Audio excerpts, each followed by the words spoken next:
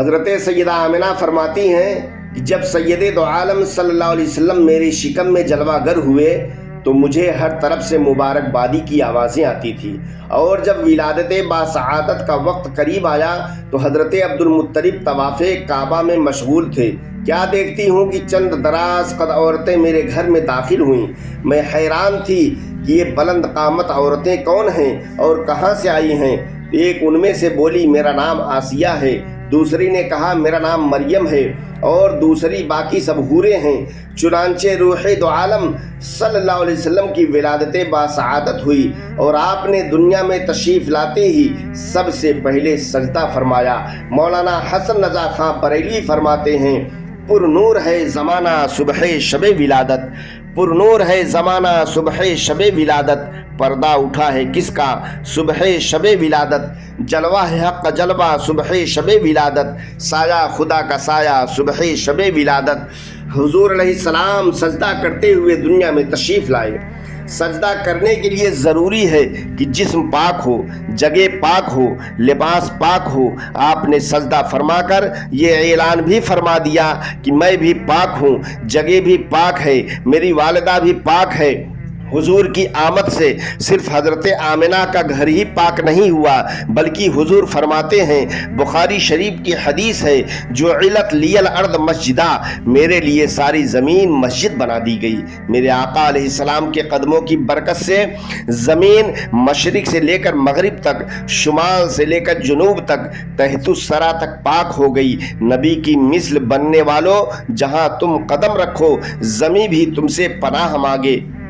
حضرت سیدنا خلیل اللہ علیہ السلام نے جہاں قدم رکھے، اللہ تعالیٰ فرماتا ہے پہلے پارے اور 15ویں رکوع کے اندر وَاتَّخِذُوا مِن مَّقَامِ إِبْرَاهِيمَ مُصَلَّىٰ، اور ابراہیم علیہ السلام کے کھڑے ہونے کی جگہ کو مصلی بناؤ۔ جہاں اللہ کی بندی حضرت ہاجرہ نے قدم رکھے، اللہ تعالیٰ فرماتا ہے دوسرے پارے اور تیسرے رکوع کے اندر إِنَّ الصَّفَا وَالْمَرْوَةَ مِن شَعَائِرِ اللّٰہ، بے شک صفا اور مروہ اللہ تعالیٰ کی نشانیوں میں سے ہے۔ بزرگوں اور دوستوں، آدم علیہ السلام کے قدموں کی برکت سے میدان عرفات پاک ہوا۔ ابراہیم علیہ السلام جہاں کھڑے ہوئے وہ جگہ مصلی بن گئی اور پاک ہو گئی۔ حضرت ہاجرہ کے جہاں قدم لگے وہ پہاڑی پاک ہو گئی۔ حضرت اسماعیل علیہ السلام کے قدموں کی برکت سے آب زمزم کا کنواں پاک ہو گیا، اور محبوب پاک صلی اللہ علیہ وسلم کے قدموں کی برکت سے پوری روئے زمین پاک ہو گئی۔ سرکار دو عالم صلی اللہ علیہ وسلم سجدہ کرتے ہوئے دنیا میں تشریف لائے۔ حضرت آمنہ فرماتی ہیں پھر ایک سفید ابر نے آپ کو ڈھانپ لیا اور آپ میری نظروں سے اوجھل ہو گئے۔ پھر پردہ ہٹا تو کیا دیکھتی ہوں کہ آپ ایک سفید اونی کپڑے میں لپٹے ہوئے ہیں۔ 12 ربیع الاول صبح صادق کے وقت آپ کی جلوہ گری سے چمنستان دہر میں بہار آ گئی۔ ایوان کسریٰ کے 14 کنگرے گر گئے، فارس کا آتش کدہ بجھ گیا، کفر سرنگوں ہو گیا، صنم خانوں میں خاک اڑنے لگی، بت کدے زمیں بوس ہو گئے، ایوان کفر میں زلزلہ آ گیا، توحید کا پرچم بلند ہوا تو آفتاب ہدایت کی شعاعیں چار سو پھیل گئیں، انسانیت کا مقدر چمک اٹھا، باغ عالم میں باد بہارا آ گئی، دونوں عالم آپ کے نور سے منور ہو گئے۔ آپ کی تشریف آوری پر عرش و فرش، جن و انس، شجر و حجر، شمس و قمر، برگ و ثمر، غرضے کی کائنات کا ذرہ ذرہ جھوم اٹھا اور سبھی نے خوشیاں منائیں۔ نثار تیری چہل پہل پر ہزاروں عیدیں ربیع الاول، سوائے ابلیس کے جہاں میں سبھی تو خوشیاں منا رہے ہیں۔ الحمدللہ آج سرکار دو عالم صلی اللہ علیہ وسلم کے غلام بھی آپ کی آمد کے دن عید میلاد النبی مناتے ہیں، اور کچھ لوگ اس خوشی کو بدعت اور فضول خرچی کہتے ہیں۔ اللہ تعالی ہدایت نصیب فرمائے۔ سرکار دو عالم صلی اللہ علیہ وسلم کا میلاد منانا، آپ کی آمد کے دن خوشی کا اظہار کرنا، اللہ اس کے رسول کریم صلی اللہ علیہ وسلم کو راضی کرنے کا ایک ذریعہ ہے۔ اللہ تعالی جو ہے 30ویں پارے اور 18ویں رکوع کے اندر ارشاد فرما رہا ہے وَأَمَّا بِنِعْمَتِ رَبِّكَ فَحَدِّثْ، اپنے رب کی نعمت کے خوب چرچے کرو۔ اور آگے اللہ تعالیٰ فرماتا ہے وَاذْكُرُوا نِعْمَتَ اللَّهِ عَلَيْكُمْ، اور یاد کرو اللہ تعالیٰ کی نعمت جو تم پر ہے۔ اور آگے اللہ تعالیٰ 11ویں پارے اور 11ویں رکوع کے اندر ارشاد فرما رہا ہے، قُلْ بِفَضْلِ اللَّهِ وَبِرَحْمَتِهِ فَبِذَلِكَ فَلْيَفْرَحُوا، تم فرماؤ کہ لوگوں کو اللہ تعالیٰ کے فضل اور رحمت پر خوش ہونا چاہیے۔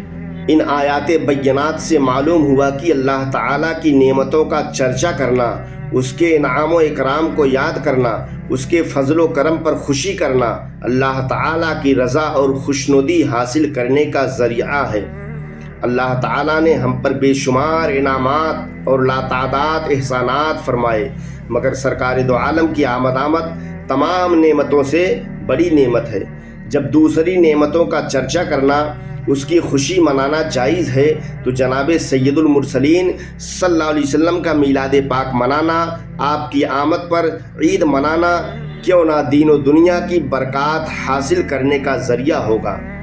کچھ لوگ کہتے ہیں نزول رحمت کے دن عید منانا کہاں سے ثابت ہے؟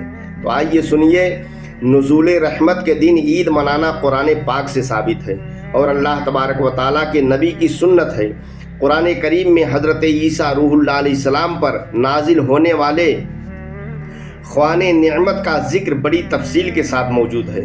ایک مرتبہ حضرت عیسیٰ علیہ السلام کا کلمہ پڑھنے والے حواریوں نے عرض کی، اے اللہ کے نبی، کیا تمہارا خدا ہم پر آسمان سے خوان نعمت یعنی پکا پکایا کھانا اتار سکتا ہے؟ جناب عیسیٰ علیہ السلام نے فرمایا، اے میرے حواریوں، اللہ تعالیٰ سے ڈرو، یعنی ایسے مطالبات نہ کرو اور اس قسم کی خواہشات کا اظہار مت کرو۔